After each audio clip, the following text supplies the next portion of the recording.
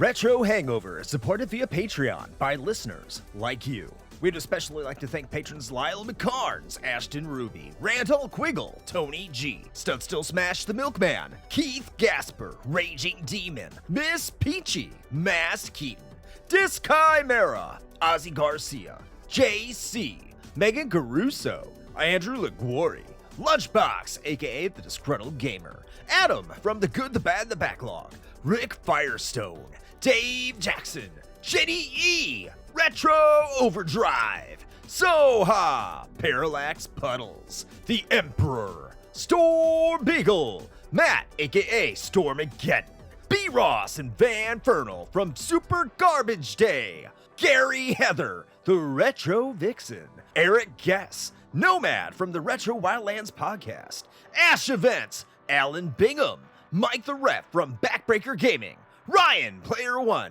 Low 5 Alex, Alt, Renner Dreaming, and Oh Me. Your continued engagement and generous donations are deeply appreciated.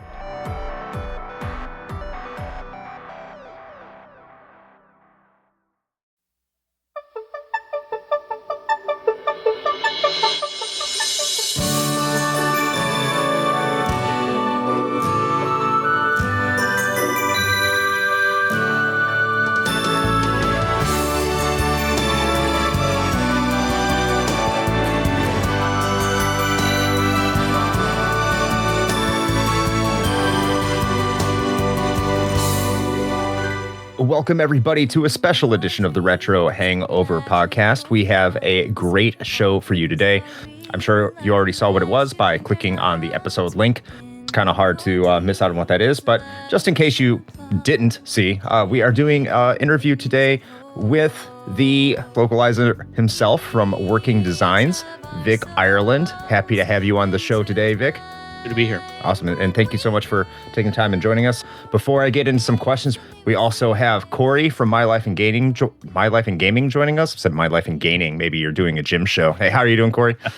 Hi there. How's it going? And we also have Joe from GameZack. How's it going, Joe? Excellent. All right. So just feel free when anyone wants to jump in and ask any questions. And let's just get right into this. So, Vic, from what I understand, you wanted to talk about what's going on with the remaster, re-release, whatever you want to call it, ports, remasters, who knows, but of Lunar Silver Star Story Complete and Lunar Eternal Blue Complete. That's going to be coming on modern consoles in March of next year, I think, in 2025. It's time of this recording. And there's some issues that you identified and you really wanted people to know about, some changes in the songs and translations, voice actors, all that stuff. So take it away. What's going on with this project? Well, I mean, basically, it's, we've been trying to do it ourselves for years, 5-10 years, and we could never get the license, and we didn't really understand why, because nothing was really happening. And then, this happened now, and it's like, oh, it's obvious that, they were going this direction. But the thing is they don't have the rights to the performances or the songs or any of that stuff. So they didn't even ask. They're just like, we're just going to go our own way with this. And I think that's going to disappoint a lot of the fans. I mean, I think people really expect to hear Galleon sound like John Truitt and expect Wind's Nocturne, the boat song, to sound the way it did in the PlayStation version that we did. So, yeah, it's just kind of weird that they didn't even try. I mean, I tried to contact them a few times to say, look, we're willing to license this stuff out for cheap. We just want to make sure that you're releasing the best version that the fans expect and want. Yeah, I mean, it's great that they can have the Japanese audio, or they can have this new recorded performances, but to offer the fans the original, which I think is what most of them want. I mean, I know there's some haters that don't, but I think most of them want the original recordings. But to offer, Japanese and that, or Japanese, the re-recorded and the original, it's all doable, and they could do it, and they could make a version that's going to make everybody happy. I'm just trying to make sure that option is clearly available, so that there's no like, oh, we didn't know, like the Cosmic Fantasy thing where Limited Run's like, we didn't know how to get a hold of Vic, even though they had my email and I've been in contact with them. I mean, it was crazy. Oh, wow. I just want a situation like that where there could be a better version or a complete version that's going to make everybody happy in the fan base. And after the fact, oh, we didn't know, or we didn't know how to get a hold of you, or that stuff. So I'm just putting it out there that it is available. It's inexpensive. I'm willing to work with them. I'm willing to make sure that the best version happens. And if they don't do it at that point, great, that's their choice. But I just want to make sure it's understood by the fan base that decision was made. If you can talk about this, please do, because I don't know the whole entire behind the scenes workings of this. But I'm sure that you've reached out to them. What have they said when if they reached back out? What have they said to you? Have they given a reason why they decided not to go with the original versions? It's radio silent. So the last time we were in contact I was working with another company, and we were trying to license the games to release them, to update them, basically do what they're doing, except with the full audio and everything. And that was the last contact we had with them. And then this came out. I was like, oh, okay, now I understand why they didn't want to do this. They were already working on their version. But after that, I sent some contact out. I tried to contact the president, and it was radio silence. Nothing back. They didn't say. There's no reason. There's no contact. There's no nothing. So I have no idea what their thinking is, except that they're just like, we're going to do Harmony again. We're going to do a lesser version. But I don't think the fans really deserve that. Yeah, I agree. I don't even understand why they would not try to have that in there. Even if they're doing their own, they are going to sell more copies if it just has both options. Yeah, there's certainly a lot of people out there that will say, I'm not going to buy it if it's not going to have the original voices in there. I mean, the English voices in there, because I was talking to Chris and Joe, when they announced the remaster, I said, I can't imagine Galleon being voiced by anybody else other than John Truitt. Right. John Truitt is Galleon. Yeah, and plus, offering customers a choice is a good thing. That would be awesome to have so much choice. That adds to the replayability. I would just have concurrent save files just to go play each version, side by side, just to see there and hear the differences. And the work is basically already done. It would be trivial to add it. Yeah, it would not be a huge amount of work to do it, and so that's not the reason. The cost isn't the reason, because again, people I see online all the time oh, this didn't happen because Vic's so unreasonable, or he wants to charge so much money for licensing. That's not the case. Here's an example, and I can tell you this example because I didn't sign an NDA for this particular one. The other ones I can't really, but this one, when the Sega CD Mini came out, we were contacted in advance to try to license the English Lunar stuff for that, the English Lunar performances and text and whatnot. And I was all about it. I was like, great, this is awesome. And I wanted to go even further to give a special version for the fans and say, look, I'll even give you a version that has the text fixed so it's upper lowercase. So you'll finally get an upper lowercase Sega CD version. And, I'll help you promote it. I was all about helping them promote it, doing all this stuff, and charge them a tiny royalty that was a few dimes per unit. And they didn't want to do that. They didn't want to do a royalty, and they just wanted to pay a one-time fee that was ridiculously small. So there was no limit on how many they could make after paying that really insultingly small one-time fee. So, the goal of that project seemed to just be having an impressive list of games rather than a slightly shorter list of the most popular games. And they had budgeted X amount per game, and they weren't going to move from that, even if they had the opportunity to get a superior, a cool one-time, never been seen before version with upper lowercase text. That people are like, oh, why is text always uppercase? Well, that's just the way it was, and I was going to fix that for the Sega CD Mini, and at no charge over the licensing, but they didn't do it. So, that wasn't an issue of I wanted, $1 or $5 or whatever per unit. That was an issue of they just had X budget, and it was a one-time fee, no royalties. And they just didn't want to be bothered. And that's a very common thing. That's not limited to that Sega CD thing. I can just talk about that one because I didn't sign an NDA for that. It's a similar situation here, I think. Yeah, that's kind of wild to me, because as much as I do love Crusader of Senti, I'm a big, I enjoy that game. I don't know many Sega fans that were dying for it to be on their Mini 2. I think they'd rather much have the third best-selling Sega CD game that's available, one that does have a lot of cult followers. So yeah, that's really mind-boggling. And Popful Mail, would you rather have had Popful Mail, Lunar 1 and Lunar 2? I think people would have taken that over 4 or 5, mediocre games they could have taken off the list. Oh, hell yes. Or just put them on there too. Well, it was that's what they did in the Japanese unit, right? It has the Lunar games on the Japanese version, but Right, but the thing is, the focus with that was Japan. They sold more Yeah. units. They had more units allocated to Japan. So I this is my guessing, but I believe that the budget was larger for that side than the U.S. side. The U.S. side was kind of an afterthought, the way I saw it. So I don't think that as much was budgeted for that. So I understand the budget constraints, but I don't understand we're just going to pay you a one-time fee and not a royalty, when the royalty and one-time fee were roughly the same. It's just the royalty made sure that if they made more or sold more, that we would get paid again. And they didn't want to do that. And it would have sold more having those on the US. Well, the thing is that was during COVID, so there's chip shortages. So it might have sold more, but the thing is they could have made it now and sold more. Yeah. Right. Yeah. Yeah. But like I said, I can't understand those decisions, and I know there's a lot of political stuff in Japan that you just don't want to rock the boat too much sometimes. And the guy was probably just doing his job. I have this job to do. I have this list of games to get. That's all I'm doing. So he didn't care about getting a cool one-off version of Lunar that had something fans have always asked for. He just wanted to get his list checked off.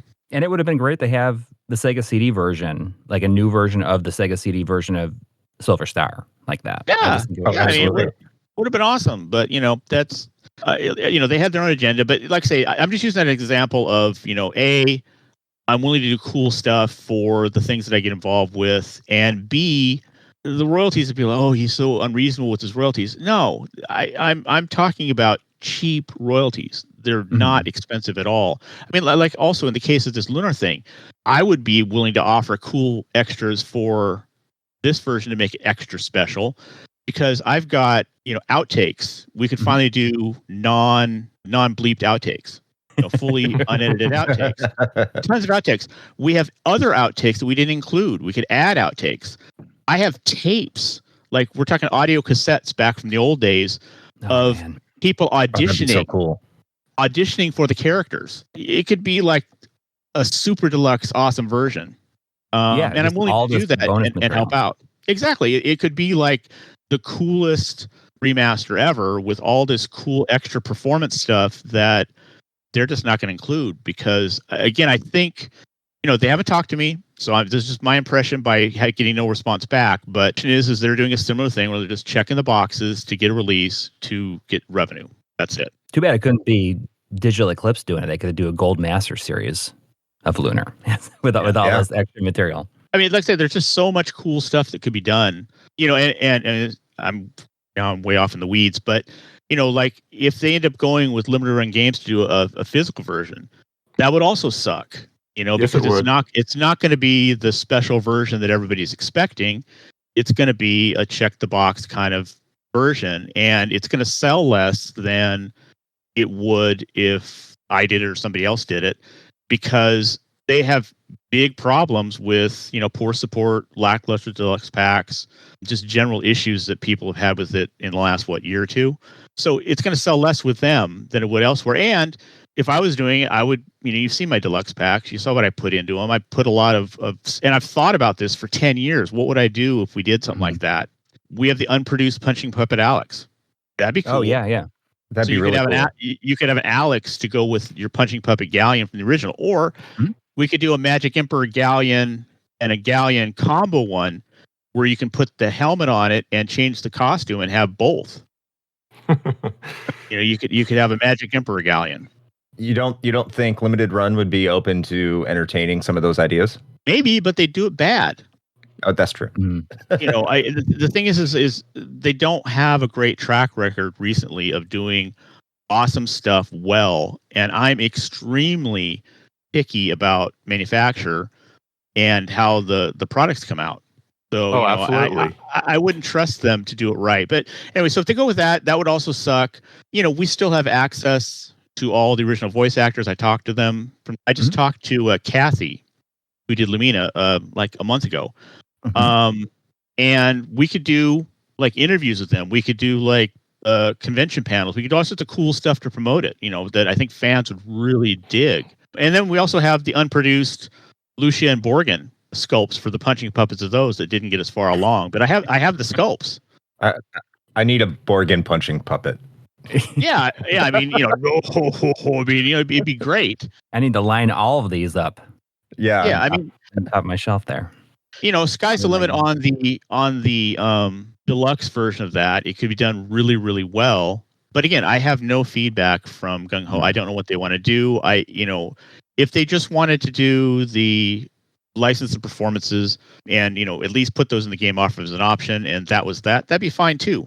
But if they wanted to make a really memorable, awesome version that had a deluxe pack where I was, handling what was in it and, offering it. I mean, we could do Lucius Pendant again. I mean, that was tremendously popular. Yeah. People were using it as jewelry. Yeah.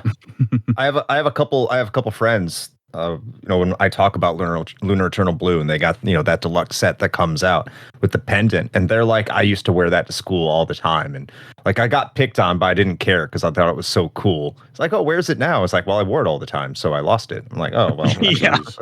Yeah. I mean, we had adults wearing it as actual functional proper jewelry. I mean, they put a chain on it and used it for actual jewelry. I mean, it was a cool piece. But we could do that. I mean, there's all sorts of cool things that could be in a Lunar Remastered Deluxe pack that would span both games. But again, I just this is me guessing because I haven't had any contact with them, and based on what I've seen of what they've released, that this is kind of a check the box kind of remaster, and they're going to do it to generate revenue, and that's it. They don't really care, I don't think, about making the best version that the fans deserve and expect. Just like they didn't care about fixing the filtered character sprites in Grandia. Oh, the Grandia package is horrendous. Yeah. I mean, it's just for some reason that was GungHo. It was GungHo, really? Yeah. Oh, wow. Okay. And they just like the characters themselves are just like a smeary mess, but everything else is like sharp and looks good. Ugh.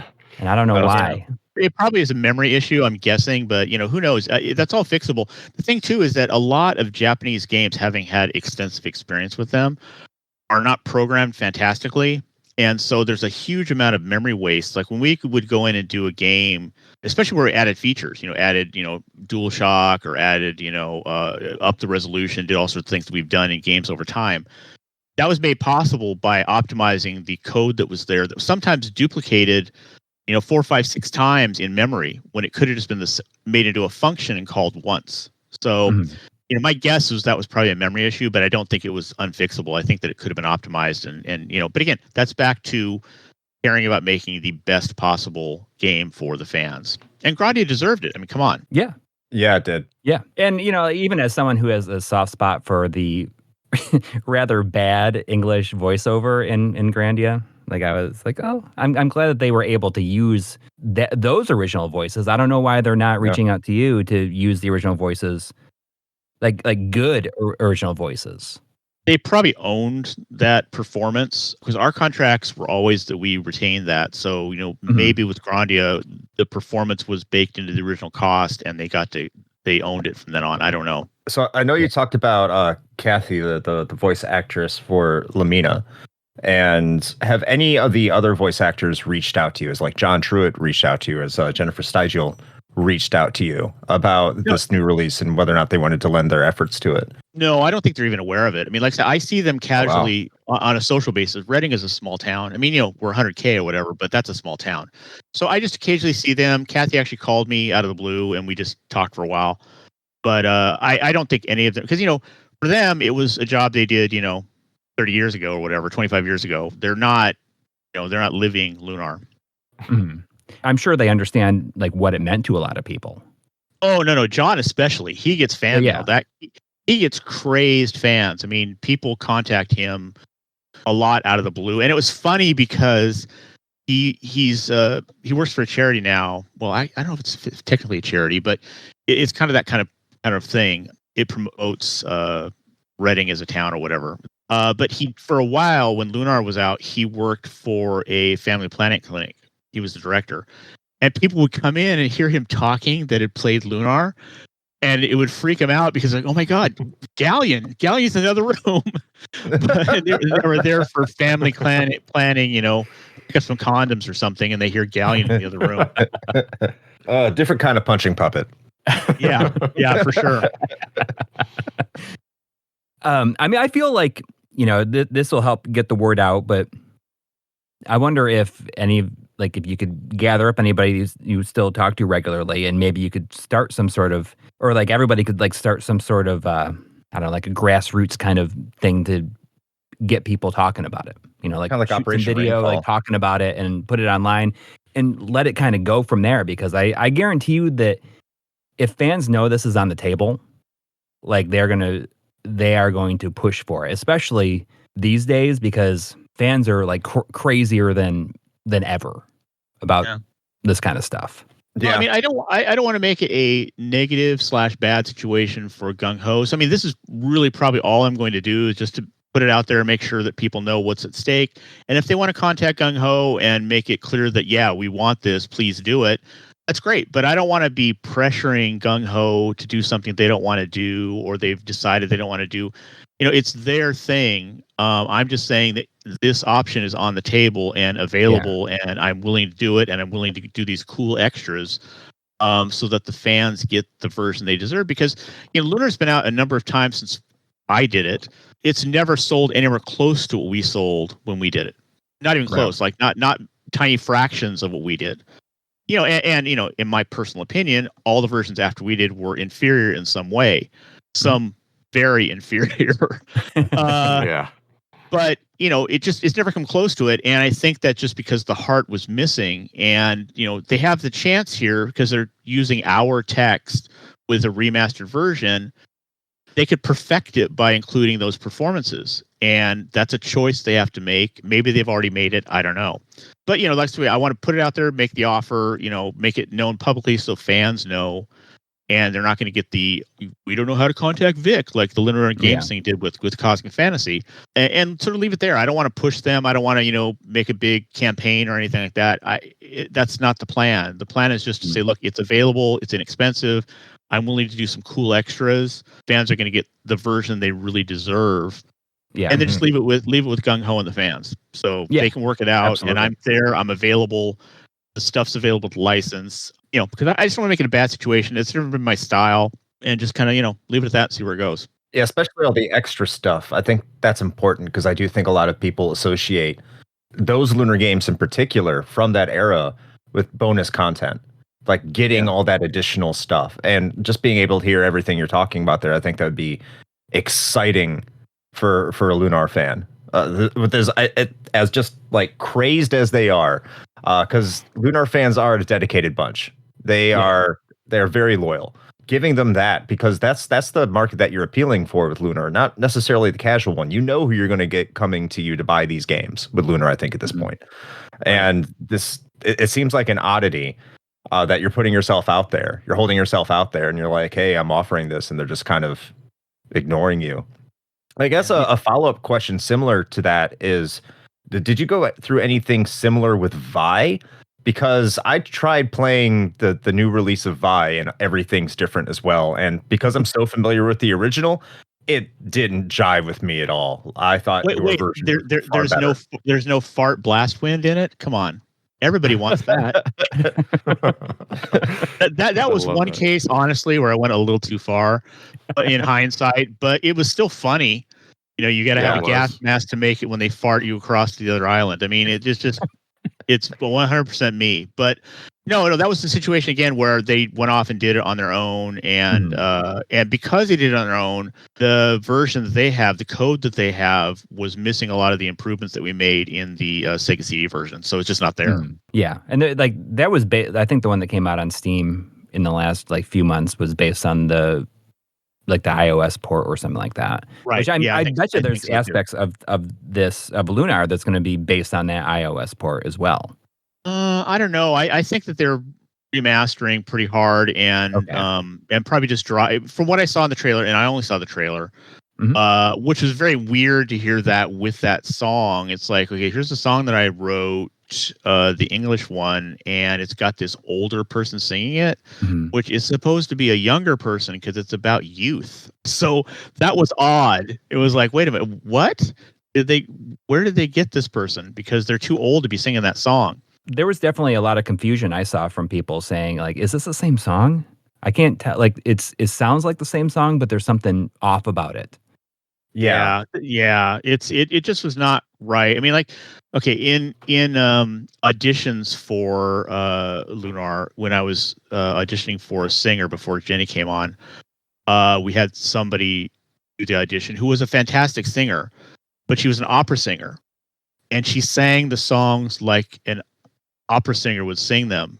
And we still talk about it. The people that were there that day, Kathy was one of them. The way she sang it was so not Lunar, but it was so unique that like only people in that room have a mental, memory of, what that sounded like. But it was just wrong. She was technically fine. It just was wrong for the song. And that's kind of what that trailer said to me. It's just like, look, they obviously don't understand what that song's about because the person that's singing it is too old to be singing it. It should be youth. It should be a younger person with a youthful voice because that's about youth. So Yeah, well it was just disappointing. It was just disappointing. It just goes to, there's just a lot of context that you have to understand with the game. If you're, okay, here's another example. Tell me if I'm going off too much here, but like with the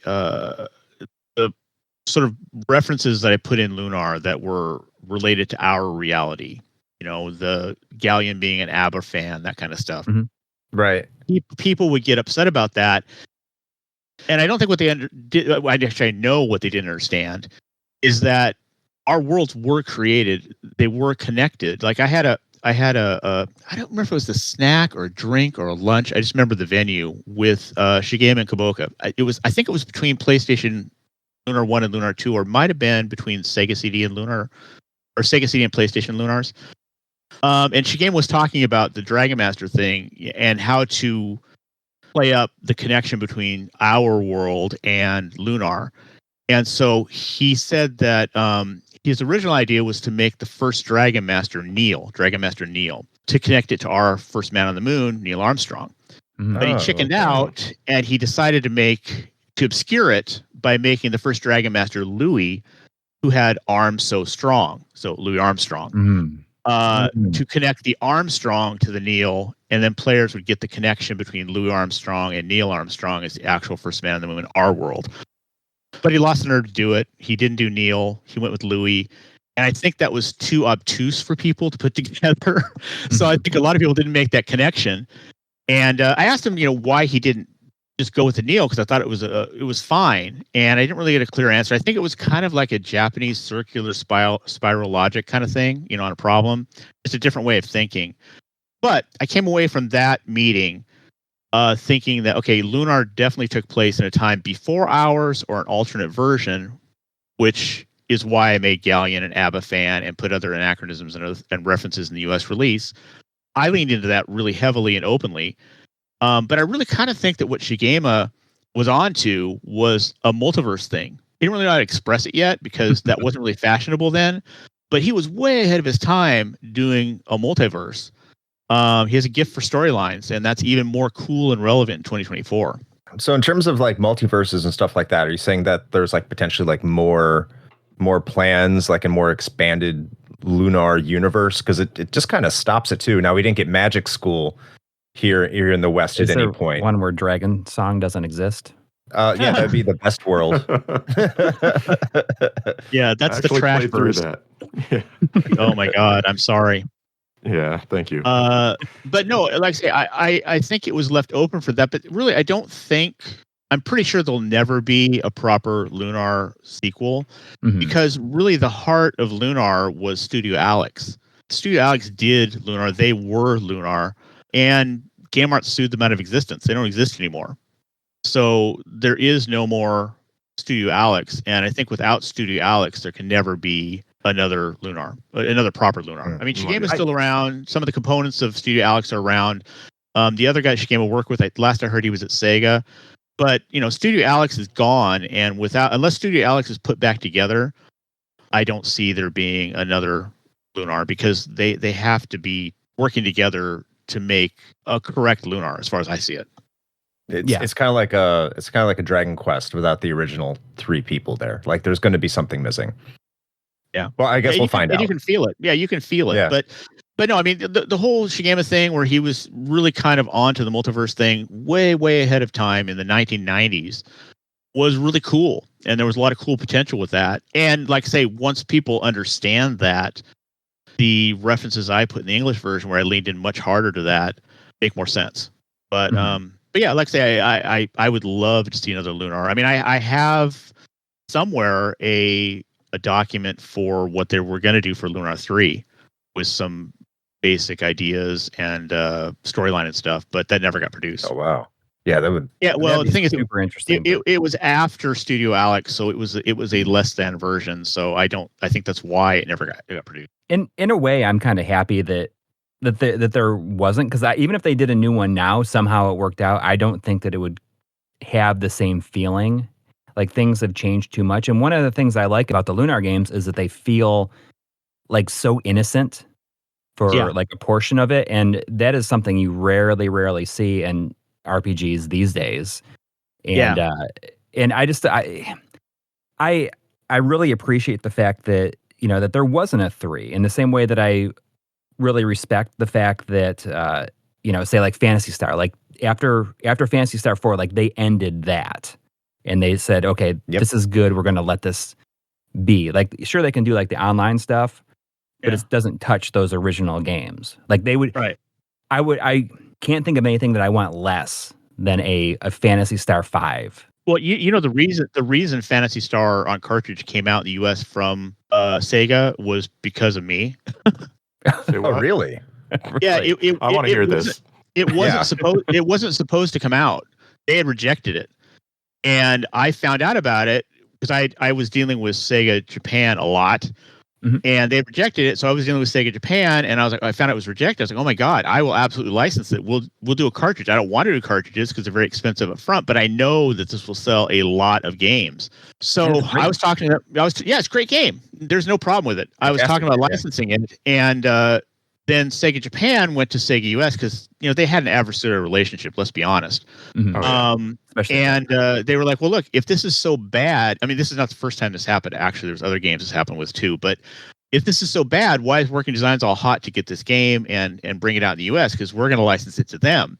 But we think it should come out from Sega, so we think you should take it. And so the reason the price on that was so high is because Sega US was like, look, okay, we will take this game, but we're going to price it so high that nobody will buy it, so we can be proved right in the end when the sales suck.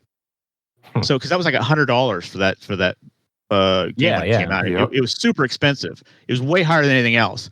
And the PR was like, oh, it's because it's a big ROM, blah, blah, blah. That had nothing to do with that. If we had done it, it would have been a $69 game, no problem. And they could have done it at $69 too, but they priced it at $100 because they didn't want it to sell. They wanted the sales to be low, so that Sega Japan was like, oh, Sega US was right. Well, surprise, they sold out. It was very popular, even at $100, and I made some enemies at Sega US. Surprise. That's wild, because from what I remember, like the Shining Force games and even Phantasy Star 2 and 3 had done decent in the United States. So, like, why would... that makes no sense to me. Like, that's wild that they would have that mentality. I don't know what happens internally. I just know what happens internally there, but I just know that there was a contingent that was not hot on doing certain games, and, you know, they felt that they could look at them not being fans of even the style and say, you know, that's not going to sell. And I was like, well, I disagree. I'll license it. And then, you know, that turned into a problem. But that was a problem too with Growlancer. That happened with Growlancer too, but I can't really talk about that one. Well, Sega of America has a track record of not liking things, because I heard originally they didn't like the techno music in Streets of Rage. They didn't like that, and lots of other things. So that doesn't surprise me to hear that about Sega of America at all. And trying to sabotage like good stuff, you know? Yeah, well, like I say, the sabotage was the worst part, because it was like they absolutely priced that ridiculously, because they were like, we're going to prove that there's no market for this, and we're going to have bad sales, and we're going to show, like, hey, we never should have done this. And then, surprise, they sold out, and they sold them at $100, and they made a ton of money. So that kind of made Sega Japan look at them side-eyed from then on with whenever they rejected stuff. And that wasn't my intent. My intent was just make sure the game came out. I was going to do it because the game deserved to come out, because it was awesome. But, you know, as usual, I stepped in it and kind of made enemies with Sega of America in certain departments. Yeah. And that would only be exacerbated once Bernie Stolar came on. Oh, my God. Yeah. Yeah, I didn't cry when he died. You know, people say, oh, that's bad. He was a bad person. He was a bad man. He made bad choices for Sega. He made terrible choices for Sony. That's why they got rid of him. because if he had stuck around, he wouldn't still. PlayStation would have had a more difficult launch. He was the guy that was like, no RPGs, and they're like, what's wrong with this guy? Get rid of him. And he got shipped off to Sega, and then he proceeded to take Sega apart. He was just a bad man. So I was not upset when he was gone. He took this already struggling Saturn and drug it out back and shot it in the head disgracefully in a mass pit. Yeah. Yeah, Like I mean, he actively tried to kill it 2 years before it should have died because he wanted to speed up the Dreamcast, but what he didn't understand is you can't speed software development like that and end up with good software. So Dreamcast was never going to come out when he wanted it to come out. So he killed it prematurely. He drained the channel of product, and he made his retailers mad. So by the time Dreamcast came out, they had lost a bunch of goodwill with the retailers and the fans, and it just really put Dreamcast in a hole that it never came out of. So I got to ask, I mean, while we're on Lunar as well, I mean, Lunar, Saturn, I think you have talked about it before in the past, but just in case you haven't, Lunar originally coming out on the Sega Saturn, and you being involved with Sega back then, of course, with like Magic Knight Rayearth, Albert Odyssey, Dragon Force, so on and so forth. Why wasn't Lunar a Sega Saturn release? Bernie Stoller. Okay. No, I'm serious. The thing is, it was clear what direction that the market was heading, and I don't remember if it was before or after the E3 thing where we had the issues with getting put in the back of the booth by the bathrooms away from everything else because they didn't want to have any games to promote for Sega Saturn. But yeah, it was clear which way it was going. It was like, look, this is not going to happen. This is going to be a dead product by the time it comes out. And we kind of got screwed on Lunar Eternal Blue too because they discontinued Sega Saturn or Sega CD before the game even came out. Like we found out that the Sega CD was being canned a month or two before Lunar 2 came out, so that severely restricted sales. And we weren't told. I found out in the press that it happened. So it was already like, I kind of don't trust Sega. And then, that stuff started happening with Saturn, and it was pretty clear that they just wanted to end Saturn in the US. And Dreamcast was nowhere near being done. I knew it wasn't going to come out for years. So I was like, look, we can just hop this over to PlayStation, do a great version on that, and call it good. And I'm glad we did. I mean, it worked out great. We sold a ton. That was Lunar did much better in the US than it did in Japan. Lunar was never number one. The Lunar Lunar Silver Star Story was the number one game in the US when it came out. That never happened in Japan. Wow. And that makes sense. I mean, I always talk about, playing Lunar Silver Star on the Sega CD and about how that was the first time I played a game where I felt like the characters were real. Like they were speaking in such a way that I felt like they felt like real people. And I could see that, kind of carrying over. And that was something that players in the US didn't really have before. And I think that it built from there. Yeah. Well, I mean, plus I drugged that out for 8 months, delaying the game constantly. So we were dragging people along with us. Our net was filling as we drug people along saying, next month, next month, next month, next month. They were all going into, Electronics Boutique or Babbage's or GameStop checking when the game was coming out or to pick up their game and find out, oh, no, it's next month. So by the time we actually got the game out, we had collected quite a large bag of people that maybe weren't initially going to be interested because it kind of became a thing to talk about. Yeah. And RPGs on the PlayStation were booming at that point too. Yeah. There's just so much stuff coming out. And a lot of that stuff was not particularly well written. Localizations were terrible. Yeah. Because they were just trying to get out as much as they can. I always go back to Wild Arms 2 being completely nonsensical. It's really bad. Final Fantasy Tactics, another one, infamously so. Which is a shame. It's a fantastic game otherwise. Yeah. Yes. And you wonder if Sega was when Final Fantasy 7 hit and suddenly in the US people are going RPG crazy and they're like, oh my gosh, we just gave all this stuff up that we should have been bringing out. We should have we could have had something as big as this. And then, that's why they brought out at least Panzer Dragoon Saga. Shining Force 3. Because I could just It's the most that they could do at but that Shining point. Force 3 was super half-assed though because they didn't release the other chapters. I mean, Exactly. they did what they had to do. They got the janitor together and recorded some audio and did Shining Force and called it good. And then the other ones, the other parts of it that absolutely should be done because they're continuations of the stories weren't done. I mean, I don't think they learned anything. They just did what they had to do. Yeah, to get that kind of game on their system. I don't think Sega of America was run by gamers back then. It was run by business people, and that's it. Like Sony. No, I mean the people that I was involved with, there were definitely gamers there, but the problem is that their voices were kind of minimized. They were like, oh, pay no attention to that guy in the corner. He's the weirdo. So I or even woman. There was actually some females there that were into gaming for that time. And also the leadership just was not pro RPG at that point. They are even pro gamer. They were just like, I mean, it wasn't as bad as TurboGrafx, where they had no idea about games at all, and they took stuff home and asked their kids, like, "Is this a good game?" It wasn't that bad, but it was bad, and it's obvious. It shows up in the games that were released. TurboGrafx, such a disaster. yeah. This is a Lunar thing, basically. We don't need to get into that conversation. Yeah. Let's hold off on that. We could be here for days talking about. Yeah, as dysfunctional as Sega is, TurboGrafx is 100 times worse. Yeah. Jumping back to something Coury said, it makes me wonder because you do hold the license to Lunar, the PlayStation version when it originally came out. Are they making an entirely new script for this re-release? No, that's why the rights have been messed up. Is that was split back when Ubisoft did their release. So originally, we had the rights to the text, the characters, and the performances of the English version. And then when the Ubisoft thing came out, we found out that they were using the English stuff that we had done without any license or anything. And it was imminent. It was going to come out. And Ubisoft was like, what? Because they weren't told that Gamearts didn't own it. They were just going to do it. And so then Gamearts came and they bought the text and the characters for the game.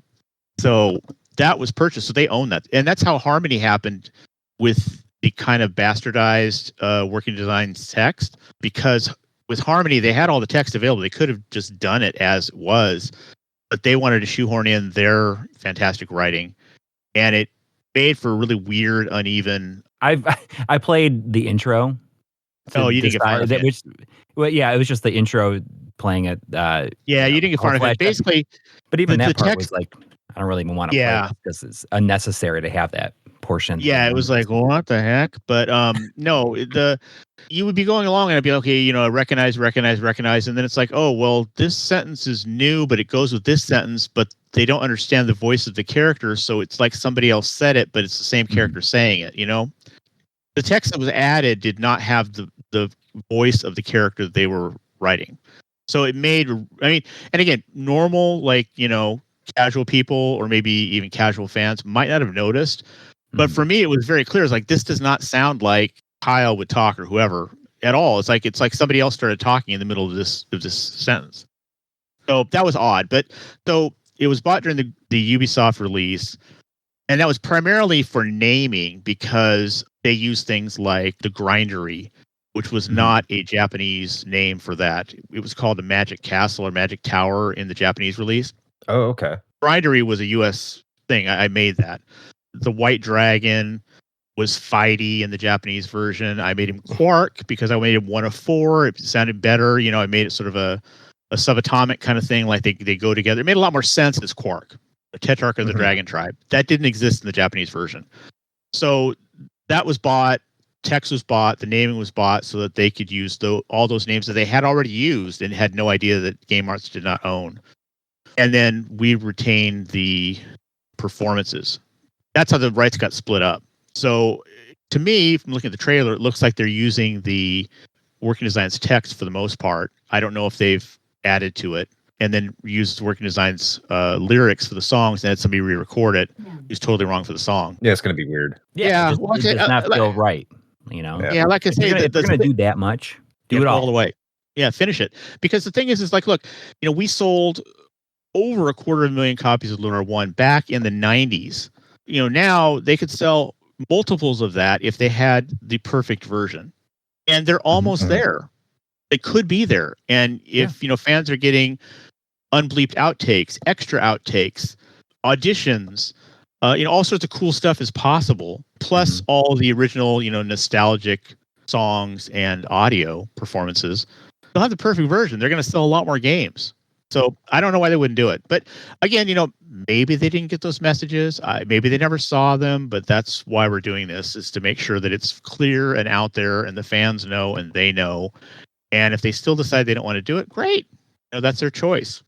Well, now I feel more comfortable because I saw something on Twitter X, whatever you want to call it, and someone was wondering or worried. I don't know what do you want to categorize it at, that the Bill Clinton line would be removed. So now we're still going to have the Bill Clinton line in this upcoming release. Well, I mean, they may still remove it. They might take offense. I think that they took offense at the Tootsie Roll line in Harmony. But they might take offense to that. But again, once you understand the stuff I was telling you about, like Shigema and stuff, it makes a lot more sense. But, however, that said, that Bill Clinton thing is the only political thing I ever put in ever, because people took such huge offense at that. And I was like, what the heck, man? It was a one-off. It was a little joke, but it is a little off. I'll say, like, it is a little off. It's jarring. It's jarring. Yeah. But, I was 14 when I played it. It did not like even move the meter for me. I was just like, oh, that's same. Saying something that I know. Like, oh, I understand that. And I mean, that stuff doesn't bother me because that is. I never did it again. What it is. Contemporaneously, like Coury was saying, like, you're probably not going to notice it, but when you're coming back to it 20 years later, it's like, oh, okay, I can see with like jarring is probably a good word, but in 1999. Or even before that, because I think that's like a Sega CD line. It was in the Eternal Blue, so like 95. So that wouldn't have been an issue back then, for sure. And you said you never did it again. I think it's interesting because, it was, you were doing all kinds of stuff in your localizations then that nobody else was doing, and you kind of had to figure out like, well, what works and what doesn't work. Yeah. And where's the line? Yeah, exactly. Localizers today learn from like what worked for you and what didn't work for you. Yeah, I was that first guy in that had all the arrows in his back. You walked so everybody else could run. Yeah. I mean, like I say, but the thing is, that was fine. I just, as a fan of RPGs and gaming, I just wanted to have more natural localizations that read well in English, so people could really identify with these characters and remember them. And Lunar did it probably the best of any of the ones we did. Alundra was also fantastic, but I didn't write all of Alundra. Zach helped me with that, so he did a lot of that actually. But he would complain about me, editing to make it quote unquote Victor Ireland style. But yeah, I mean, he would sometimes end up going off, so I would bring it back so it all sounded kind of, you'd read that, oh yeah, Victor Ireland definitely was involved with that, because there's a certain feeling to the stuff that I wrote. But yeah, I mean, that was the plan, is just to make stuff natural and enjoyable, and put crazy stuff in that you didn't expect. Just like the IUD thing in Might's Tower. I've had people that wrote letters that, like, I was so young, I didn't know what an IUD was. I had to look it up. And then once you know what it is and you see the thing they made, it's like, yeah, it does kind of look like an IUD. Yeah. I don't know how much they're going to affect Kyle, because I was playing recently through it, and just Kyle says a lot of stuff that might be a little dicey in today's day and age. The first thing that immediately comes to my mind is when Jessica's talking to him. I can't remember what dungeon it's in, but she's like, aren't you a thespian? He's like, Jessica, I think the wrong gender for that. And it's just like there's a lot of things that I know they said. I recorded an episode for something we have going on right now, where one of the people that were on it was talking about the translation. She was like, they say some awful stuff. I'm like, yeah, I love that. That's what's so great about it. But I really hope that a lot of that survives, because like it is part of the time, it is part of the humor, and it is 100% okay in their version of Lunar. In their universe, their alternate reality, all of that's okay. And the thing is, even within the context of that universe, he's still kind of a bore, and that's why him and Jessica have that tension. is because Right. he's like this lovable oaf that says what's in his mind, and it's not always the right thing. In fact, it's rarely the right thing. But when it matters, he does the right thing. He's a good guy. But that's why him and Jessica have that tension, and it works. That's what makes that relationship work. Yeah, the thespian line. I forgot about the thespian line. That's funny. And the thing is, if you didn't understand what he was really saying, that joke would go totally by you. Yep. So I'm going to kind of ask a branching question here, kind of regarding more modern games, JRPGs, RPGs in general. I don't know if you spend any time on the internet or Twitter or that hellscape, but there seems to be. I call it Twix. Oh, I call it shitter. Xitter.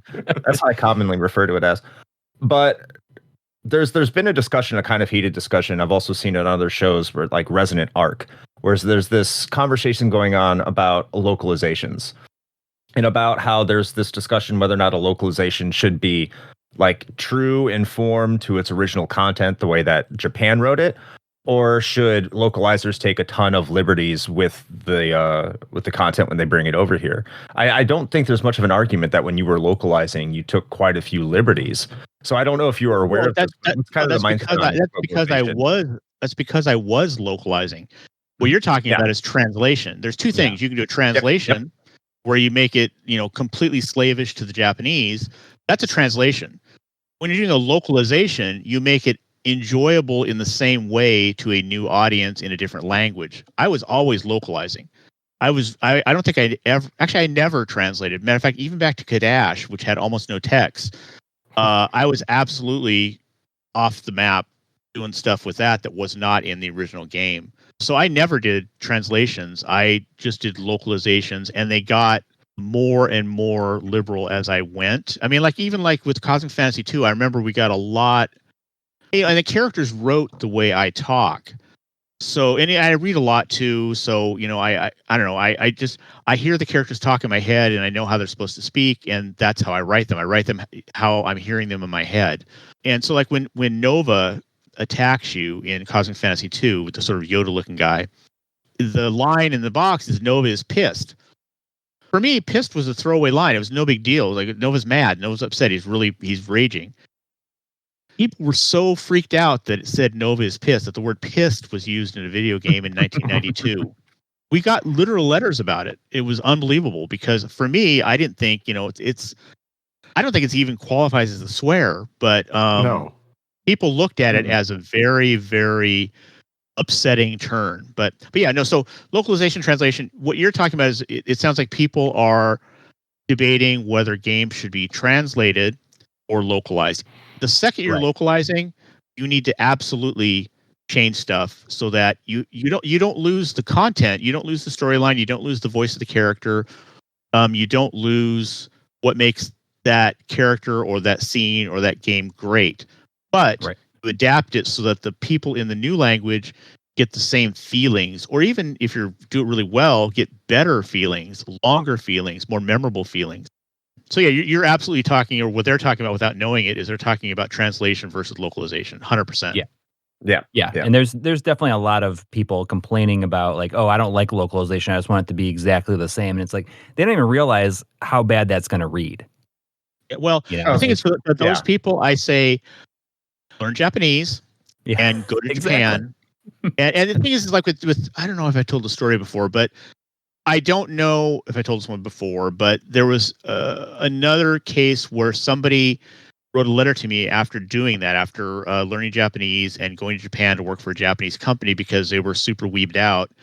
And then they got there and they found out that the fantasy does not really line up with the reality. So before he went, he was on board with the working designs ruin games with the difficulty. It's, they completely destroy it. And the Japanese is the perfect version of games, and they just completely ruin perfection. And then went and worked at a Japanese company, and he became a journalist, I think. And he took the time to play Alundra, which I had said in the translation notes that I adjusted the difficulties of things, because the problem with Alundra is like the final boss was essentially like a bullet sponge, and he wasn't really very dangerous. So it takes forever to kill him in the Japanese version, and there's no danger of dying. So you're just sitting there, hacking away for a long time. So what I did for the English version is I either gave him less hit points or made his defenses less, and then made his attack much stronger. So you could kill him faster, but if he hits you, you'll be in big danger of dying. A couple hits and you're gone. Mhm. So I made it a much more dangerous, much more nail-biting fight. And of course, at the time, I was, working designs ruined games. And when they say working designs, they really mean me, because I don't think I did all that stuff. So he went to work in Japan. He, got some reality, and then he played Alundra, and then he wrote me a letter. And he said, here's the thing, this is, I was on that same boat, and then I actually played the game, and you're 100% right. He goes, the Japanese version is terrible. The changes you made improved this so much, blah, blah, blah. And then he told me some stories about, we basically talked back and forth in email about the reality of Japan versus the fantasy and the things that he experienced, having worked there, which sort of, took the bloom off the rose. But yeah, it was great. I love getting letters like that where people are like, yeah, I actually did it. I learned it. I saw what you saw, and I'm glad you changed it. But yeah, so like other times, when I changed difficulty, like Silhouette Mirage comes to mind. That was not because, Silhouette Mirage is very easy in the Japanese version, but changing the way the game played with the Silhouette Mirage attacks, which the Japanese version does not have, to make it harder, and changing the stats, was because at the time, Electronics Boutique had a unlimited returns policy for first 30 days. And so we had to make games harder so you couldn't beat them in 30 days. Because essentially what it was doing is it was turning Electronics Boutique game purchases into rentals. People were buying them and then returning them for a full refund, and then they were sending them back to us and taking a full credit, saying, that game's defective, when it's not. Somebody just returned it because they're using their return policy. So that policy didn't last very long. It only lasted like maybe a year. I don't remember exactly, but games that were during that window were made harder on purpose because we were trying to extend how long it took to finish them, because we didn't want so many coming back to Electronics Boutique.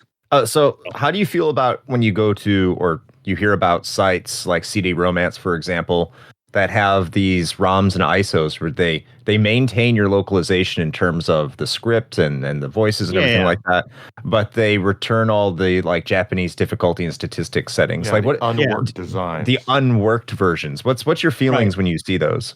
Well, other than the fact that people are playing ROMs, I don't really care. Honestly, because the thing is, I was at one. Goes back to learning as I went too, because like with with Lunar Eternal Blue, where I made these saves cost points. That was because I was very concerned with people playing the game quote unquote right, and I didn't want to have people save scumming, which that word didn't exist. That word did not exist back then, but I wanted to basically prevent save scumming because I'd seen it done. I didn't like it. I wanted people to play the game quote unquote correctly. So the save point system was made to enact a cost for saving, so that if you tried that, it was going to cost you and it was going to affect your progress in other ways. But that was young me, where I felt like I needed to control everybody's experience. Older me is like a lot more time, probably. Yeah. No, I mean, if I think something benefits the game, I will absolutely take the time to do it. But what I learned over time was, look, I don't care how you experience the game. If you experience the game the way you want to experience it and you get a good experience out of it, great, do that. I don't care. I did care then, but that was because I was younger. I just didn't have the experience. So as I got older and more experienced and did more games and got out in the world more, seeing how other people play games more, that kind of stuff didn't bother me as much. And the conclusion I came to was, people should play the games how they want to play them to enjoy the games. So if they feel like they need to save scum, great, save scum. My son does it all the time. I make fun of him. He was save scumming last week. But if that's what you need to enjoy the game, great, enjoy the game. But I prefer you play it the way I think it should be played. But I don't feel like I have to control people's experience anymore. People play it however they want. That really is just age and experience.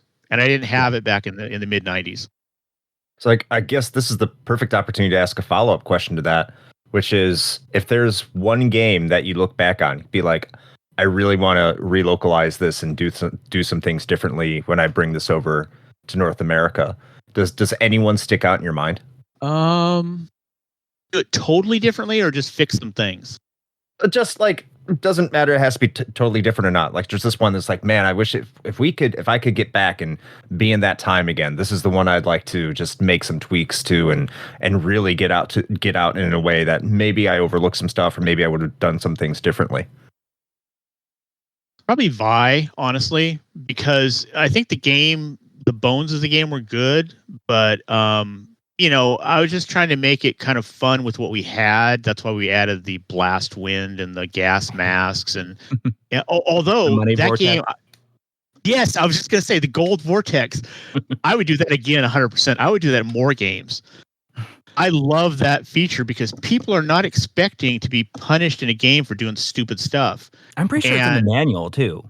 Like it's mentioned in the manual. Yes, that's a very D&D, classic thing with a trap, and people just aren't expecting that in console games. It's rarely done, and I love that. I would do that in more games because people were so upset when it did that. And originally I wanted to have it do even more. I wanted to have it erase your saves and just really screw you over. But I got talked out of that. But the thing is, you want the mob after you. Yeah, that would be like. Yeah, but I mean, it was funny because once it started, there was nothing you could do about it, and you're sitting there watching it happen. It's like, whoa, it was great. Like, when was the last time I saved? And I think you can. I think you can save anywhere you want in that one. Yes, too. you can. Yeah. But most people didn't, and they just went through the boxes where it's warning you. Do you sure you want to do this? You want to do this? Yes. And boom, your gold is draining down, and they're very upset about it. But no, I wanted to really make it harsh and warn even more warnings, and then have it really do crazy stuff. But I got talked out of it. We just left it with just gold. But yeah, gold vortex, I would leave that 100%. But I would probably change the blast wind thing because that's kind of crass. I would probably, that game really needs a lot more music. The themes are overused. There's a couple really good themes in it, but there's a lot of themes that are overused. Yeah. So yeah, that one needed more resources to do it well. We just didn't have them at the time. So yeah, that one I would do. Maybe Albert Odyssey 2. Do a little more with that. But overall, I think everything's fine. There's how about things Exile here and there. Wicked Phenomenon? What's crazy about that is, when we got it back, I'm sure I told the story somewhere. It must be in print somewhere. I think I did on maybe NeoGAF or something at the time, but. That was a totally mistake. We only had a number of times to edit the stats, and the stats were unsigned, I think. So once we went past a certain number, it wrapped it around and made it like crazy hard. And so when we got the game back, when we first got that game back, the gold disc, with the last change we could do, they were not going to do any more changes for us because at that time we didn't have our own programming staff. We had to send them off to Telenet. We got it back. I literally thought we made a game you could not finish. I thought, oh my God, we've made a game that's impossible to finish. And then we played it hardcore for like weeks, and we figured out, oh yeah, there's strategies to get through these rooms. It's not the way it's supposed to be played, but I don't think I'd change it, honestly, because it's such a wacky, weird thing, and it's such a challenge. I don't think there's any game harder, is there? Do you know of a game that's harder than that? Yeah, definitely, because I was able to beat Exile Wicked Phenomenon, and I suck at games. It's harder of that era. I think that was like the hardest one. It was crazy. Well, maybe of that era, yeah. It's definitely considered to be up there, yeah. Yeah, because you have to do stupid stuff like get hit by the dragon backwards, so it throws you forward towards the stairs so you can get out of the room alive. All sorts of weird strategies to get through the game, and then you get to the final boss, and he's a cakewalk because his stats are normal. You get to Dotar at the end, and he's supposed to be this big, scary, battle. And like, oh my God, I barely made it here by the skin of my teeth. And then the battle starts like, oh, he was easy. So yeah, the balance on that was way off. It was completely accidental, and they wouldn't give us another round to fix stats, so that it was what it was. And once we figured out that you could finish the game, I was like, okay, we can go ahead and put this out. But people are gonna roast us when they actually play it. I mean, didn't have to worry about people bringing it back to Electronics Boutique at least. Well, it may be discussed. Maybe they like this game is broken. But no, like I said, that one I would probably leave just because I think it's such a weird extreme challenge accidentally. So yeah, but like I say, Vi I would do because it needs more resources, it needed more songs, it needed more little cool touches that kind of came with working designs later when we had more control with in-house programming. And then Albert Odyssey also kind of needs it. The script is kind of funny. Zach went nuts on that script. I had to edit that one back a bit because it was a little too crazy. Who was responsible for the Ebonics comment? Yes. Was that an airplane reference? That was Zach. Yeah, that was 100%. The original script I got back originally was way, way more over the top. But again, he and I had a very similar style of writing. It's just his was a little bit more pop culture than me. Like the Lunar 2, with the Rockets cooking stuff, that's 100% Zach. He was into wrestling, so that stuff came from him. Mm-hmm. But like I say, so his and I writings were compatible, very similar, so it was a good thing. But Albert Odyssey, he wrote a lot of, and then I went back and just toned it way down because even what shipped was pretty crazy, but before that, it was really wild. I just thought about this during this conversation, like when I'm talking about Silhouette Mirage. Vic, have you played Astrobot at all? No, but my son did. Okay. I watched him play. Did he finish it? Because at the last level, it plays music from Thunder Force 5. And like anybody who is in the US played your version of that. Yes. And it's like you feel like that's kind of neat to see that or to hear that. Yeah. No, yeah, and I was glad they had a Lunder in the game and glad. Yep. Yeah, they had. I was just like, oh, that's really cool. But it was funny watching him play that we were discussing it because I had played Bakaru 6 months ago or something. Right. And Astrobot is essentially non-broken Bakaru. Bakaru was like, oh, this game needs a lot of work to be right. Because it just has a lot. It feels like it's not running better hardware. it needs a PS5 version. I mean, it is kind of janky and the performance is not great. But my big thing is like, there's a lot of levels that are very empty. A lot of sound is reused. A lot of things that you're given to help you through the game are completely worthless because once you get the roller skates with the guns, that's all you use for the whole game because it's so overpowered that you don't use any of the other stuff. But anyway, so I was playing that mostly. He played a little bit of Bakaru. Like I handed him the controller, he played those levels, and then we flipped it where he was playing Astrobot and I was watching, and we both basically came to the conclusion that Astrobot is the perfected Bakaru. It obviously had a much larger budget, and I think Bakaru could have got in a better place, and I really wanted to do that. We were trying to get it, but it went to somebody else. And maybe that was because if we had done it, I was like, I had a list of we need to fix this. I had a list of things to fix because I was not going to publish it the way it was. But Astrobot 100% for sure. It's a cool game, done really well. You were trying to do Bakaru. I mean, would you say that when you look at the games that are being localized today, would you say that there's anybody that you feel kind of carries the same spirit as you and everybody at Working Designs did, like in their translations? No. They try, but no. Mm-hmm. No, because I think that the thing about Working Designs is I was the final say on stuff. So we could go further, faster, harder, spend more time on games. Spend too much time on games, just really, really polishing and doing neat stuff. In a normal gaming company, the person at the top is generally not a gamer. In Japan, it's different, but in the US. So there's timelines and things that are just much, much harder. There are companies that do great work, but they're not really in the RPG space, and they're not doing localizations, they're doing original stuff. For localizations, like say, the people that are really into it, the people that are really the ones that make a difference aren't high enough to affect the timelines to give themselves more time or to get more resources or spend more money. Whereas with that stuff, that was all with me. So we just did it. Yeah. Like doing the Dragon Force song that I commissioned that song because it needed it. The Japanese version was garbage and we needed to make a cool song that really said, these guys are cool. This is an awesome game. And so we made that. And when that song was originally made, the first version of that song that he played for me was much slower. It was about 40% slower. It was like a dirge kind of.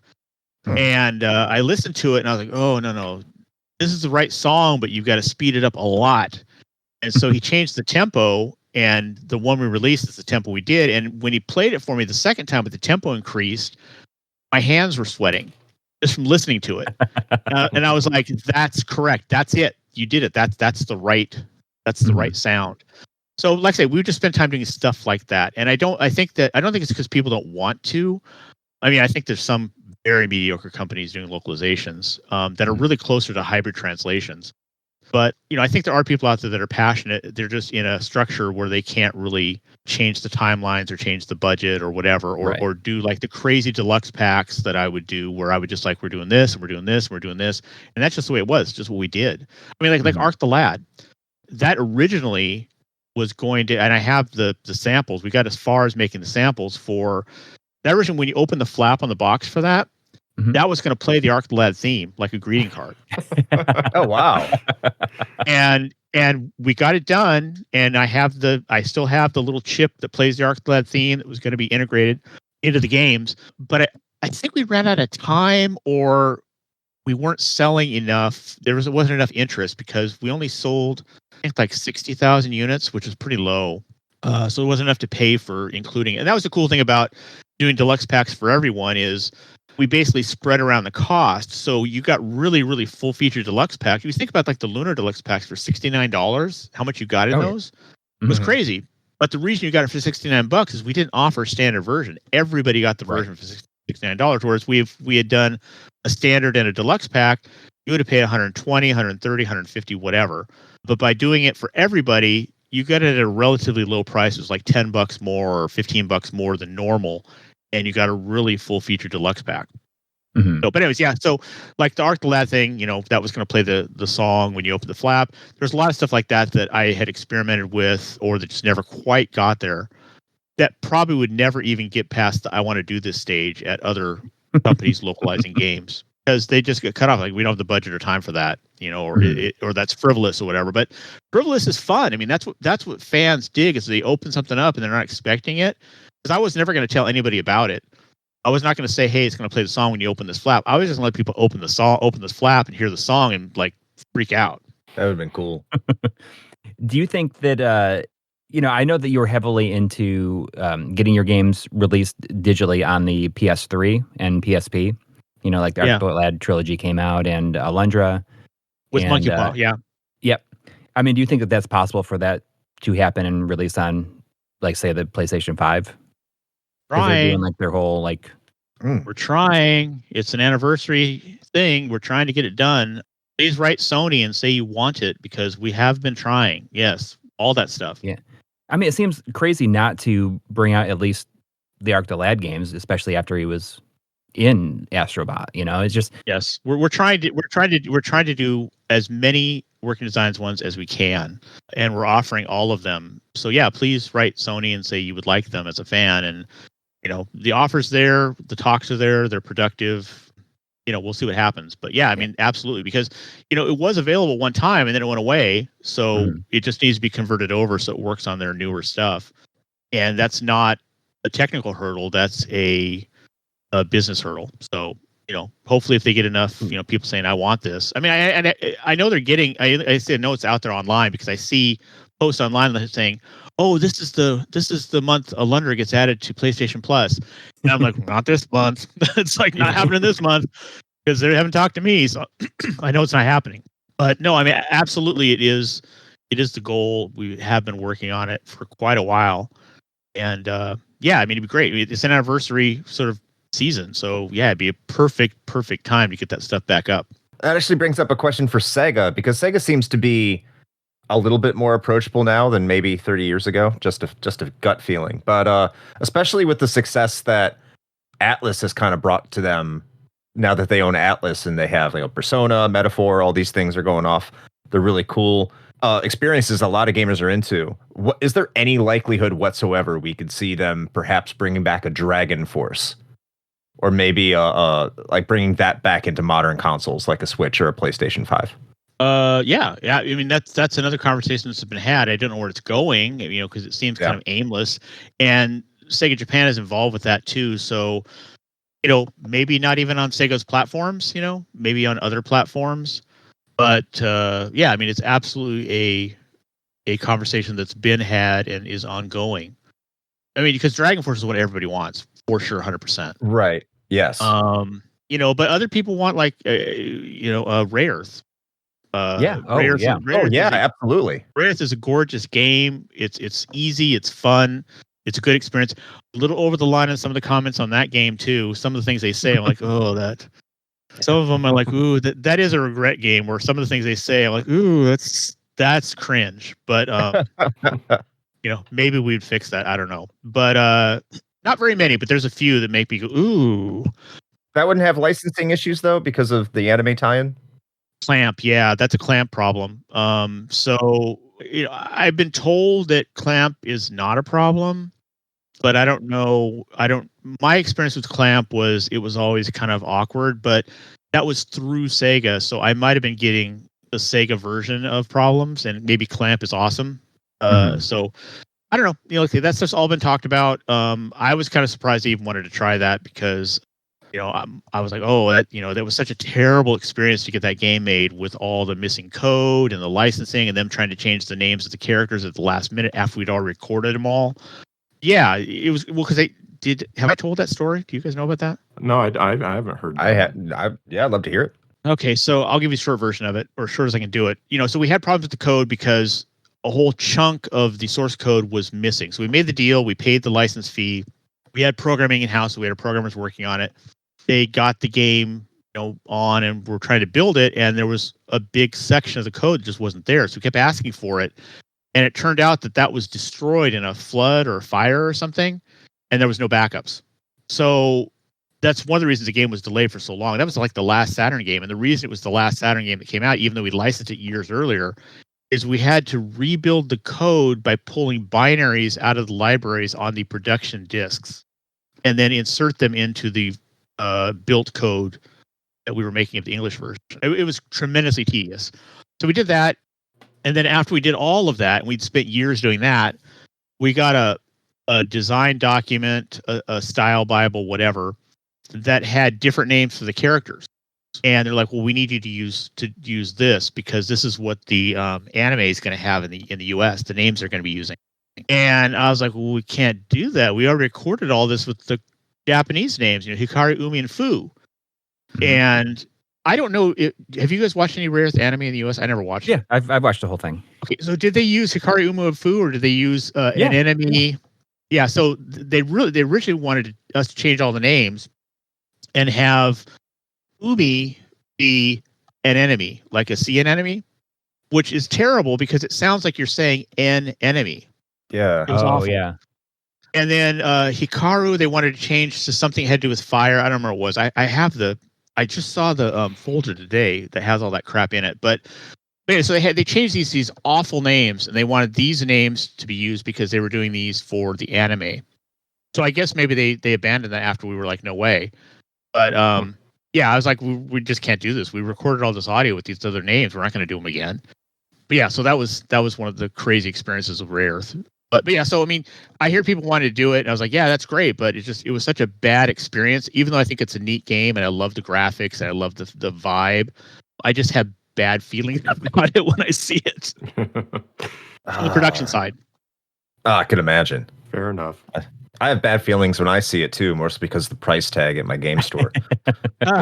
Yeah, it's pretty rare. I don't remember how we made of that, but being the last Saturn game and the fact that it's an anime too. I mean, I don't remember exactly, but it was less than 50,000 for sure. It's probably more like 30,000. It was a very small amount because Saturn was dead when that came out. Like dead for a while. Yeah. No, it honestly probably should be more expensive than it is, given the rarity. Don't give them any ideas.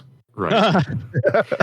What do you think about when you see like literally every game that you've released is like over $200 now? No, not every game. I mean, like, or like no. Oh, yeah. Still feed, Sylphie. no. Basically RPGs. The RPGs that we did, the shooters not so much, but yeah, the RPGs are usually expensive.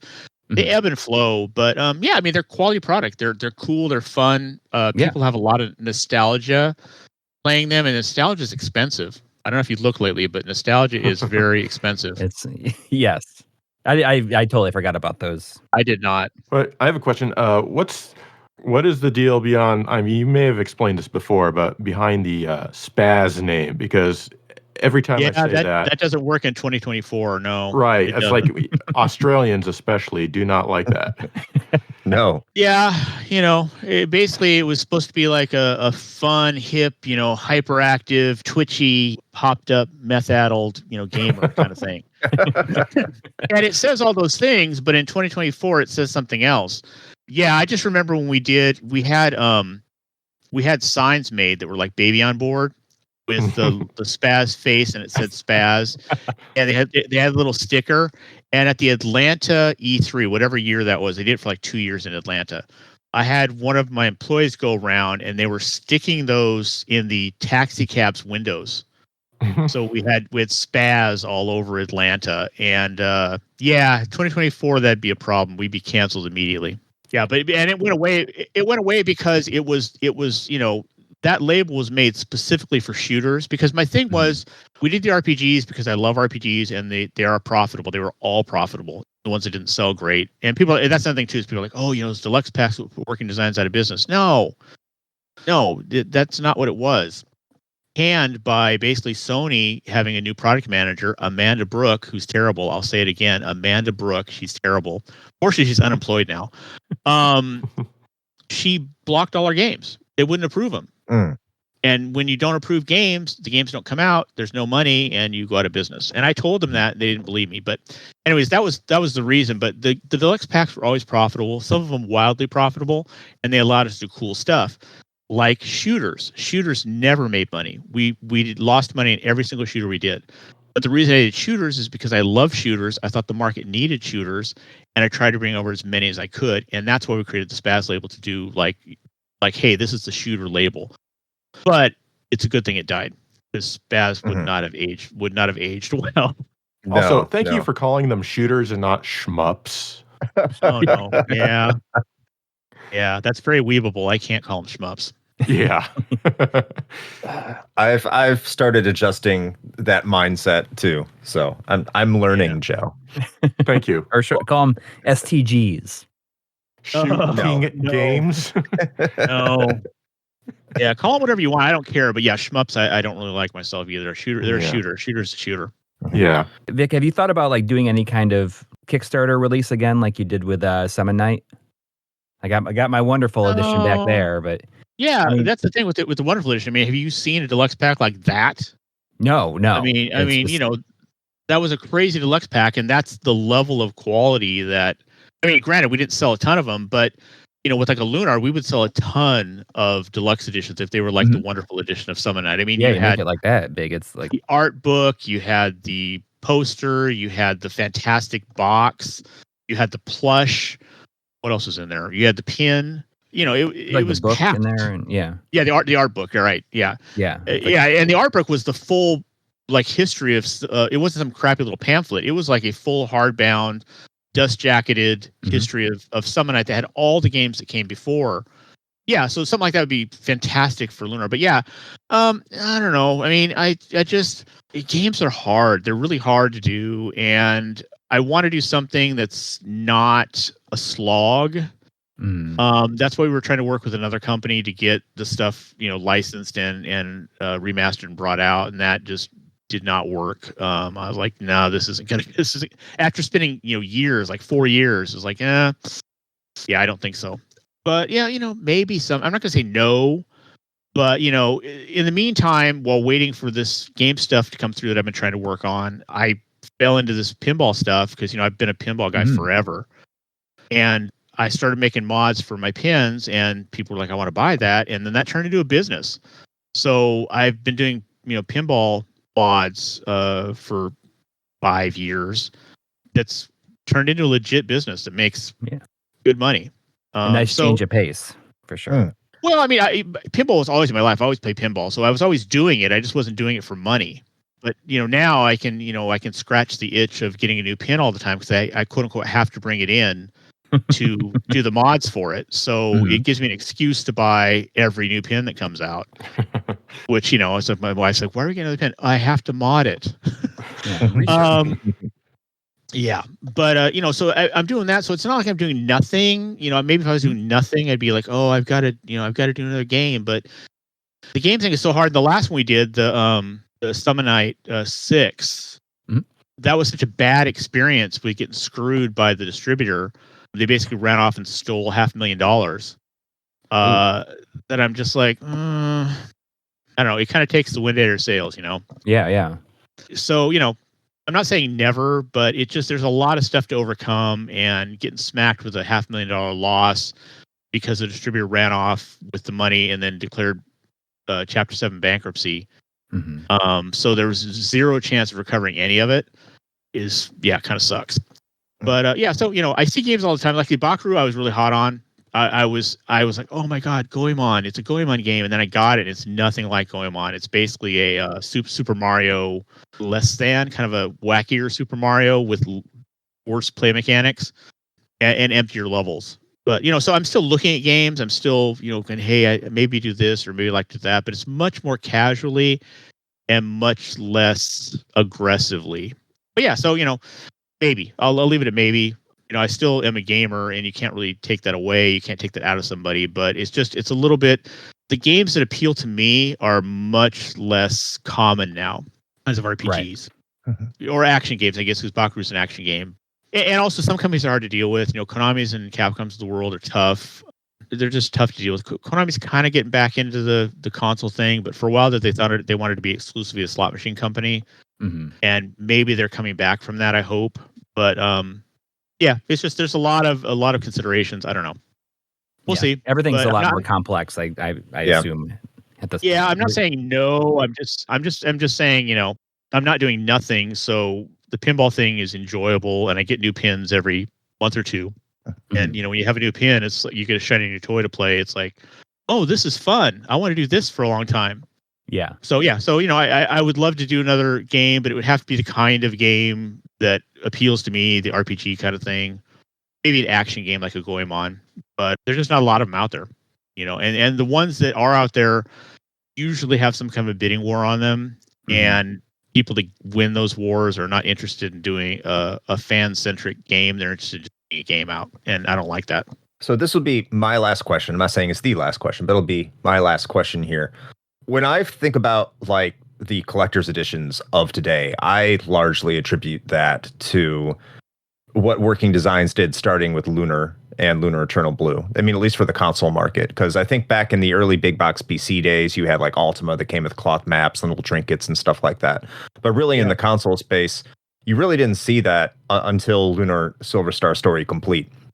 So I kind of think that like you were that inspiration for all these massive collector's editions today. So when you see collector's editions today, do you kind of look at it and do you have a sense of pride like I started that? Do you have a different feeling about that? And is there anyone out there that you feel is doing it correctly, or like as close as correctly as you could see it? I mean, some of them I think are nice, but I mean, like when I see the ones with like a booby mouse pad, they're not doing it right. That's wrong. They're doing the wrong back-ends. I'm just like, that's just not good. That's not a cool thing. That's just a crass, weird thing. But I mean, I'm glad that the deluxe packs are still happening, because the thing is like I told you, we never lost money on those. They are tremendously profitable. Even when you do all the pack-in stuff, as long as you pay attention to how many you're going to sell and what you're putting in it, you can still make good money on it. So yeah, those deluxe packs are profitable, but I would say it's like 80-20, like 80% of them are cringe and 20% are okay. But I can't even point to one offhand that I'm like, it's amazing. I also I think like getting a huge pack-in statue, I don't want that. I don't need more of that crap to dust. I agree. People might want that. But the thing is, I mean, that's really hypocritical, because I'm here going, well, yeah, but I'd like to do a punching Borgin or a punching Magic Emperor. That takes up a lot of space too, but it's interactive and cool and fun. It's not a statue you just look at. So, there's qualifiers to that kind of thing too. So, Yeah, I mean, I think it's cool that deluxe packs are still around. I think it's nice that people figured out that, hey, these can be very profitable. I just wish that there was more thought given to the stuff in them and also pushing them forward with cool stuff. There's things that I would absolutely do with a Lunar Deluxe pack that nobody's ever seen, that people would be like, it'd be like opening the Ark the Lad and having it play the theme song. Right. It'd be like, oh my God, they'd freak out. But nobody's done that kind of stuff. There's things in my head that I would absolutely do because I've been thinking about that deluxe pack. And I wish more people took time to mold the deluxe packs to make them really cool and well thought out, and not just we're giving you a mouse pad, we're giving you a map, we're giving you an art pamphlet because we couldn't afford to do a book, which they could have afforded to do a book. A really nice poster with hard creases in it that you can't get out. Yeah. So I'm glad the deluxe packs are still out there. I just wish that they were more thoughtful in what they're putting in, and they would also continue to push the medium and do cooler stuff and integrate cool stuff. But again, that goes back to people that are doing those are lower on the totem pole, and they can't get access to more resources, more money, and more time, because all of that takes resources, money, and time. Some of those things, when I was doing them with Working Designs, I was starting on them a year ahead of time. It took a year to go through all the prototypes and samples and try to work out what was gonna actually be in it. So it's not a small amount of time to do that, but it's worth it because in the end you get something memorable, something cool. Absolutely. And you think about the ones that you did for Lunar and Ark the Lad, that stuff, it just makes sense, and you're not getting a million things every time. Well, I mean, like, Lunar 2, you got a million little pop-up characters. But you know what? It's not taking up like a giant amount of space. That's what I like about it, is that was the goal. I will not buy a lot of limited editions because I don't have any. Not every game needs a limited edition, is what I'm trying to say. And like just enormous boxes. Like, who has room for all that stuff? That's what I love about that trio of PS1 games, that they're not so, like, they have a lot of stuff in there, but they can literally fit on your shelf. Exactly. Next to all the other games. Yes. Yeah, the goal with those was to try to make everything as small as possible. So like, say, you got the little pop-up standees, which are really neat. I still like those. Yeah. But they come in a little flat plastic package that is very small. So when you take it all out and put it together, it's big. It's like a pop-up book. But when it's packed up, it's small and compact and cool. So, but that goes back to the thought thing. That's thinking about it for a long time ahead of time, trying, failing, until you get something that works. And that's what those were about. Yeah, that's what I like about them. But also too, like, besides deluxe packs, you also see in games even now the progression of the localizations that I was doing at Working Designs from the beginning till now. It was absolutely influential in what happened afterward. I don't think we'd be where we are with a lot of those localizations if I hadn't been doing it, so that they could see how it worked in real life. Yeah, 100%. I mean, you're like such a huge, important part of localization history that your work cannot be denied. Well, I don't know. Somebody can. People do. Oh, they will. There'll always be somebody. Well, I have no further questions. Coury, you have anything? Nope, I'm good. Cool. All right, awesome. I really do appreciate everyone taking the time out of their day to do this, and thank you so much, Vic, for providing all this information. And the reason we're here is so you could really, just to bring it back to the beginning here and the first half of this, for the most part, make your pitch to GungHo about what the fans will be looking for, what they're going to need here with Lunar before we roll on out. And feel free to pitch anything else. Well, I mean, it really is it's more of a pitch to the fans to say, look, this is what's on the table, and then they can do whatever they want as far as, influencing GungHo or saying, hey, GungHo, please. But it really is just letting the fans know what's available, because they just don't want a situation where after the fact they're like, oh, we couldn't get a hold of Vic, because that's so BS. Mm-hmm. Do you have anything else that you want everyone to know about? Anything you're working on? Anything you want to let the people know about? No, we've done way too much already. All right. They don't need this to be another half hour. It's it's fine. There's plenty out there, plenty of stories, plenty of Lunar stuff. I'm sure there's plenty in there for everybody. We need more. All right, awesome. All right, thank you so much. And to Coury and Joe, you also get some time to let the people know where they can find you if they don't already. I know a lot of our listeners generally do, but just in case, Coury, where can people find you on the internet? You can find me on the YouTube channel My Life in Gaming, and occasional videos and streaming every Sunday. on that same channel. Maybe I'll get back to doing podcasts eventually. We'll see what happens. Yeah, we are competitive streamers. We stream at the same time as My Life in Gaming does, so we always go head to head. We get crushed. I get you. He always gets us. I don't. It's not really a competition. No. All right, Joe. How about yourself? Well, I'm Joe from GameSack. You can find me on YouTube at GameSack. Do videos once every other week if I'm lucky. So that's probably the best place to watch GameSack. On the YouTube. Right there. All right. And that concludes today's episode. If you're listening to this, obviously you know where to find the Retro Hangover podcast, but just in case you want a link, because that's always a customary thing to do at the end of these things, you can find us at linktr.ee/retro hangover, and you can get the links to all our various stuffs, the socials, the podcasts, the everything. So thanks for listening. Appreciate everybody for listening to this over 1.5 hour max episode. And hope to see you in the future. And that's it. So until next time, play with your localized joysticks. Bye, everybody. Wishing on a dream that seems far off, hoping it will come today. Into the starlit night, foolish dreamers turn their gaze, waiting on a shooting star.